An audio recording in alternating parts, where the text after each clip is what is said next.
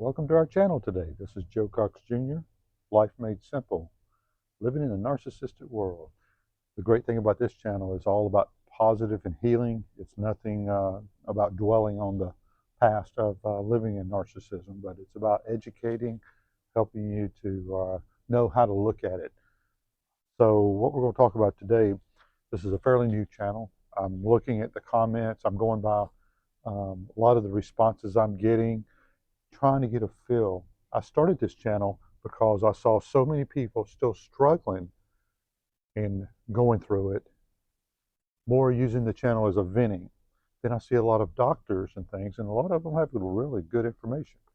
But there's some things that some of the channels that actually have quite a large channel saying stuff that doesn't click just right with me as far as the validity of it. So I want to make sure that we're constantly going over um, what it's like from somebody not only that has had a spouse, has had a girlfriend that's a narcissist, spouse that's a narcissist, father that's a narcissist, um, mother that's a narcissist.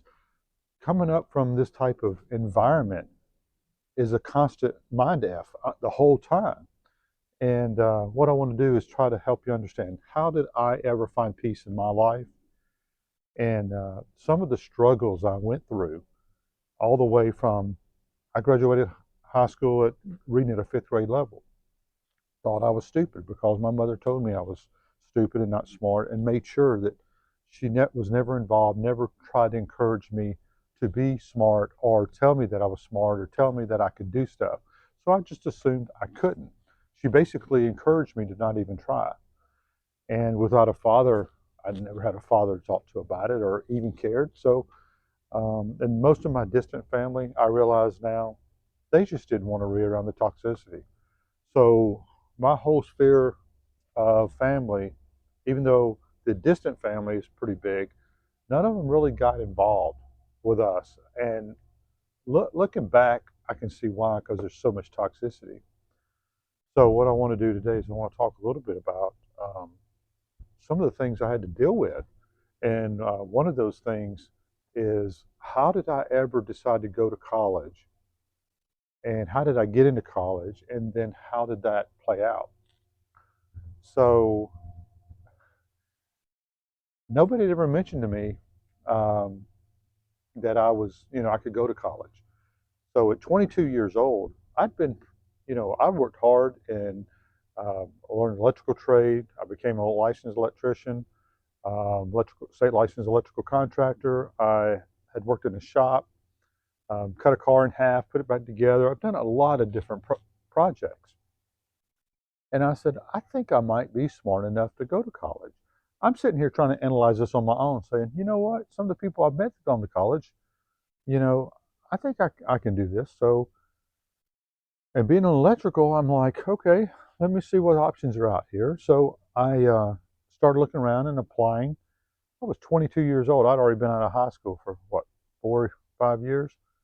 Because my last day was when I was 17. And what I found out is there's a lot of prep courses that you have to take, pre-calculus, all these pre-physics, a lot of courses I did not have. So I decided I was going to do it. And so what did I have to do? It was not easy. I assure you that. I had to wind up taking nine courses, pre-college classes at the college. And so that was a whole additional year right there just to get into college, that most kids do in high school when their parents guide them that way and talk with them about their career path and that sort of thing. So, as you know, on one of the other videos, I told you about when I went to my mother trying to make peace, let her know that um, I wanted to do better in life. Didn't have a clue at the time that that's not what she wanted for me at all. She wanted me to be a failure. She said it the day I left home, that I was sorry as my father and would always be. And I just refused to believe it. I refused to accept it. And something deep down inside me says, Joe, you got to give this a try. So I signed up. I guess at the time the school was like, it was how do they say that? Where you're accepted pending taking all these classes, basically. Because actually my GPA was high enough to get into college, but the classes I didn't have. So, but then again, my courses were not that hard because I was not pushed to do my best in high school. So I took all these courses. I was fully accepted into college, transferred to a engineering school, and studied electrical engineering. So my grades were not high, but the fact is, every day, even during my pre-courses, I was in the lab every day after school, getting help. Not one time did either one of my parents ever help me during any of these times, and I was there almost every day for an hour after school, asking questions, trying to figure out, because after being out of school for several years, you kind of lose some of it, not only believing that um, I can't do this stuff, but just being away from school for a while, you got to kind of get back into the habit and the role on it. So I went down there, and then once I got in, again, even taking the first trig class, college level physics, I was down in the lab every day. I had such a learning curve. Um, Technical writing, all those classes were tough, even though they were just freshman classes. But bottom line is, I stuck with it, and in my senior year, I had 2 semesters to go, and I looked in the mirror one day, and I'm like, I'm not going to work for anybody but myself. I've got the knowledge that I need to do what I want to do in life. And I proved to myself, passing senior level engineering classes. I'm just like, because I was already so far, I was 29 years old by this time. I was so far behind. I said, I think I'm going to get started on my life and create my own life. So as most of you know, that I, instead of going into engineering, even though I had all the electrical background as electrical contractor as well as the engineering education, I wound up actually signing up to be a real estate agent.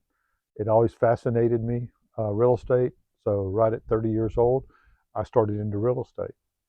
And I believe one of the reasons I succeeded at real estate is because of the confidence that I got from being able to know that I went to college and I was able to do it. My grades were not high, but I did it. I did something that my parents said I was too stupid to do. And it's accomplishments like that that we desperately need when we come from narcissism and dysfunction. So fast forward 5 years, when I got into it, I busted out the first 2 years. I scrimped and I started buying houses and just barely got by, but I made things happen. And the great thing is, within 5 years, um, I was one of the top selling agents um, for the county. I was buying property. I had, I think, 10, 11 duplexes. I had 28 rental properties total. So here I am, 35 years old. I've got more money than I've ever made before. I've, I'm feeling pretty good about myself. So I wrote to my mother and I said, look at all my accomplishments. Oh, wait, even before that, when I was in real estate, I had taken flying lessons on fixed wing airplane. And that was another confidence builder. As soon as I soloed, I was fine. So I went over to helicopter. I went over there and flew that. And the day I soloed, that, actually, helicopter I was going to stick with. But I think I told you on another episode, my father dramatically discouraged me from flying uh, rotorcraft.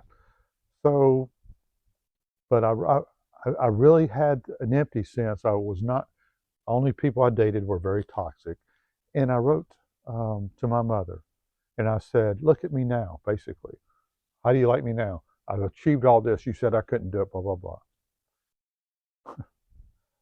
Wow, looking back, I can really see why that was an error. Because narcissists seem like it's like a challenge to them. Somebody's got to win, somebody's got to lose. A narcissist parent will never, ever look at their child. Let's rephrase, never look at a successful child and say, I'm proud of them. They always think that you have attacked them. The more successful you are, the more isolated they feel, I guess. Because they don't look at their children the same way. So if you've experienced this to where you've had all these accomplishments and they can't validate you, um, then let me tell you what that letter that I sent to her. So that letter to my mother, telling her all the things I'd accomplished, and I was feeling pretty good about myself, but I didn't really have a good relationship at the time. I'd broken up, very toxic situation, and I got a three-page letter back telling me how worthless I was. It didn't matter what I accomplished. Again, no matter what I accomplished, she would never be happy for me, couldn't be happy for me because I was basically just garbage. Um, and it was just, and it just, I'm like, I realize now I was looking all that time, I was looking for validation, not only from myself, but from the people around me, my parents. Well, I've got two narcissistic parents. They can't stand each other unless they're gaining up on me because I am the scapegoat. Um, because I always tried to pull out, why are you this way? Why are you behaving this way? Why do you say this thing? Even to my siblings, I'm like, why do you say stuff to them?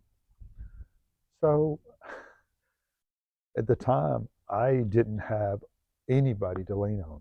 My grandmother had passed away. She was the only rock, if you will, that I had in my life. And after she passed away, both my parents just seemed to come unleash on us kids. But I thought it was me, but I realized now it was all of us. But it's so sad. So what happened is I fell into a deep depression. Um, why I even woke up in the morning, I had no idea. It was like she just jerked the rug right out. She jerked the rug of existence right out from underneath me. My purpose, my any sense of connection, anything that a child needs. I didn't have it as a child, and I'm still sitting here trying to get it at 35 years old, and I couldn't figure out why. Consciously I would even say, okay, why can't I be okay with that? Why, but deep down, it was just wrenching. And I went to the hospital. It was like, and slowly I couldn't do real estate. I had to get out. I couldn't even function. Started losing my properties and selling them just to live on. And I went from making $200,000 a year to barely making $15,000 a year, just doing side jobs and all, just trying to exist, selling my properties. Um, During this time, my father's sitting there and he's ready and he signs a deed over, and the house I bought is no longer mine now. And by that time, I'm ready to pull the trigger. It's like there was no God existence in my family. There was nothing good that existed from this family. And I'm like, I'm sitting here constantly overcoming, but I can't seem to find my grounding. I can't seem to find this love that other families have. What did I do wrong? And as you know, I'm almost 60 now. I'm happily married and adore my wife. But there, and my wife, that's a wonderful story, and that's a whole different video in itself. But I wound up, just to let you know that I wound up losing everything I had. I had to file bankruptcy. And for 12 years, I went through dark night of the soul, wondering if today was the day I was going to pull the trigger. I couldn't figure it out. And fast forward, I'm back in real estate, doing very well. I just wrote a book. I started this channel because I realized not too many people have actually gone through much of the pain and struggle that I have and live to talk about it. That actually comes out okay on the other end. I still have my struggles. Life is not perfect. A lot of time was lost. A lot of things that I can't change, and I just have to accept it. But I know that I'm loved today. Uh, I'm married into a family that loves and adores me. My parents are still alive, and of course, The only bad review that I've received on my new book that came out, Life Made Simple, my mother gave me that review, and I'm going to go over that review, just what I call it, my narcissistic review. Um, the review from a narcissist, and I'm going to go over it and break it down for you to help you understand how, after all this time, my mother's 76, 77, she was 16 years old when she had me, and I believe she's always blamed me for all of her problems because she had to marry my father, I guess, back then. That was the thing, and I don't know. It's just, I, I've never sat down. She refuses to sit down to have a meeting with me and talk with me. My stepsister, which I get along with, and yes, I do have a codependent stepfather, um, just kind of endorses and protects her dysfunction. But I, my stepsister came into town a couple of weeks ago and stayed over at my mother's house. And I pulled up in the front yard, and my stepsister was sitting out front, and she got in the car. I says, "Well, I guess she doesn't want me to come in." She says, "No, my mother will not let me in her house." Isn't that interesting? Only because of truth. I tell the truth about this family and about how I've been treated. So I'm not a flying monkey. I'm not going to hinder um, any type of growth. I can't accept the lies of this family. And I think she's in a wheelchair, bedridden, and she's still that mean. They don't get any better over time. They don't get humble. They don't, get, as they get closer to the death, you would think that they would be softer, and that whole thing with, oh, be kind to your parents no matter what because they're the only ones you have. Yeah, they're the only ones I have, but I'm also their only eldest son, and they treat me far worse than I treat them. They're still attacking me, still doing the triangulation, and still trying to isolate me from other family. And all I'm doing is saying what I overcame. My whole book is about overcoming and how I healed myself, and that just pisses her off. So anyway, hopefully this has been a good message for you to help you know that no matter what, no matter where you are in life, um, there are answers. And that's one thing I didn't know when I was 35. If I had known no matter what, there were answers, I just had to go looking for them, that would have been a game changer. And I probably would not have lost all that property and money at the time. So, but I'll tell you more about the real estate end of it on another chat, on another video as well. So, but for today, so I'm going to end it. But know that here I'm almost 60 years old. I'm on no medication. Back in real estate. I'm married to the love of my life, and all the people I've got in my life are very positive, uplifting people, encouraging people. And I hope that this sends a message of love and prosperity to you. From my heart to yours, this is Joe Cox. Life Made Simple. Like and subscribe if you feel like I've earned it. I send you love and blessings. Bye-bye now.